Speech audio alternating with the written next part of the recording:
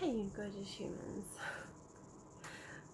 So, I just got off a call with another friend, parent, and was talking about the pendulum swings of when we start to make changes that include us and our own energy.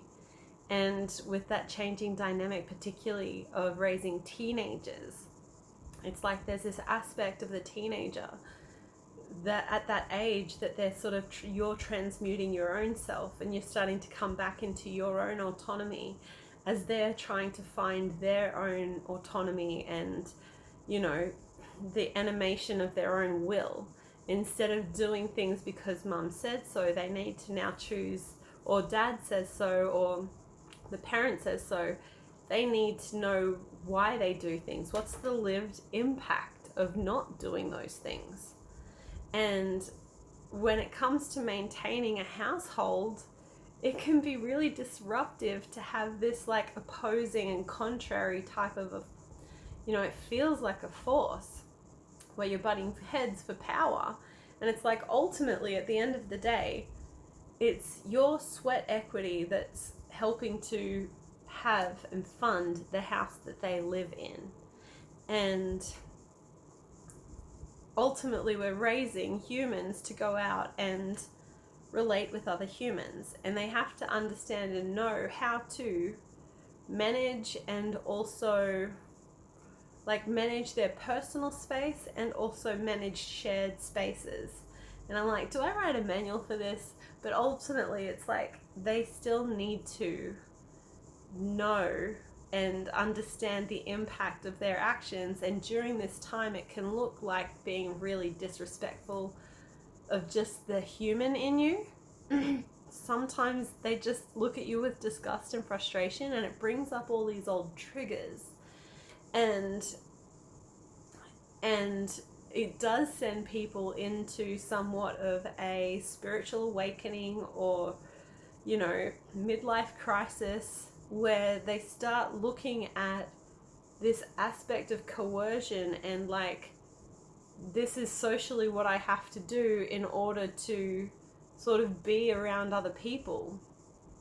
And so it's sort of breaking down a lot of these social constructs, which is uncomfortable to live through. And then as they start breaking down the constructs, we start questioning what is most important, when it comes to this whole social,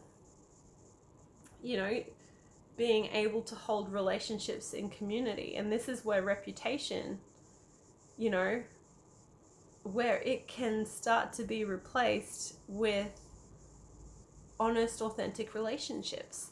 It's no longer about I was saying to my friend that I don't really care about my reputation, and people who would take my reputation as, out of someone else's experience of me instead of just directly with me. I'm not as interested in that. But someone who I have a direct relationship with, I have a vested interest in how my behavior impacts them. And it's the people who I'm able to have those conversations with that I find the relationship grows, and there's a trust that's underneath there. And it's scary to think as you're parenting that you might not be able to have one of these relationships with your children moving forward in some way. And this is really helpful to move through some abandonment, wounding that we might feel, or just an upgrading of what our responsibility is over them, because they are showing us that they will not be forced. They will not be forced. And so it's not apathetically letting it go, it's allowing them their autonomy with your own integrity. Your integrity is paramount. It is paramount. And sometimes it's also just like allowing them to be pissed off with you, and then you maintaining your peace, or not necessarily having the energy that they're in transferred onto you so that you feel even worse. And then you've got no energy to take care of all of the maintenance, the mental load of running a household and other children.